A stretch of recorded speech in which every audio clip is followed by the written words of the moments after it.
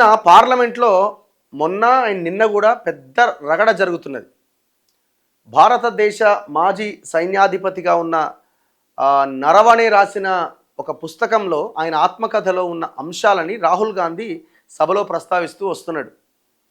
దాంట్లో ఏముందంటే భారతదేశంతో అమెరికా లాలూచి పడ్డట్టుగా, అంటే భారత పాలకులు అమెరికా పాలకులతో లాలూచి పడ్డట్టుగా దాంట్లో ఉన్నది.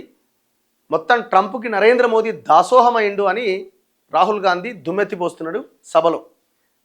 అండ్ దాంతోపాటు మొన్న జరిగిన ఒక పరిణామ క్రమం ఏదైతే ఉందో, అమెరికా భారత్ మధ్య ఒప్పందం, డీల్, వాణిజ్య ఒప్పందం. సరే, ఈ వాణిజ్య ఒప్పందంలో 25 నుంచి 18% ట్యాక్స్లు తగ్గిస్తున్నామని ట్రంప్ ప్రకటించినప్పటికీ ట్రంప్ అందులో చెప్పింది ఏంది? చమురు నిల్వలు, క్రూడ్ ఆయిల్ కానీ ఈ చమురు నిల్వలన్నీ ఇంతకుముందు రష్యా నుంచి మీరు కొనుగోలు చేసేవాళ్ళు, భారతదేశం మాకు హామీ ఇచ్చింది, రష్యా నుంచి ఇక మేము కొనము, అమెరికా నుంచి అండ్ వెనజువేలా నుంచి మాత్రమే కొనుగోలు చేస్తామని భారత్ మాకు హామీ ఇచ్చింది, అందుకే మేము ట్యాక్స్లు తగ్గిస్తున్నాం అన్నాడు. మరి రష్యాతో బంధాన్ని తెంచుకొని అమెరికాతో బంధాన్ని పెంచుకోవడం అంటే ఇది మంచి పరిణామమా ఏంటి?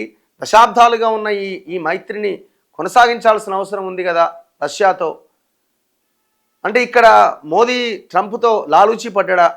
ఇంకా కొంచెం ముందుకెళ్ళి రాహుల్ గాంధీ ఏమంటాడంటే, ఈ మధ్య ఈ ఎప్స్టీన్ లీక్స్ అని వస్తున్నాయి. ఇజ్రాయిల్ పోయినప్పుడో లేకపోతే అక్కడ ఒక వీడియో వైరల్ అవుతున్నది కదా, ప్రధానమంత్రి హోదాలో ఇజ్రాయిల్కి సపోర్ట్ చేసిండు అని. సో ఇంకా ఈ ఎప్స్టీన్ లీక్స్లో చాలా అంశాలు మోదీ గురించి ఉన్నాయి. అందుకే మోదీ ట్రంప్తో రాజీ కుదుర్చుకున్నాడని నిన్న రాహుల్ గాంధీ మాట్లాడుతున్నారు.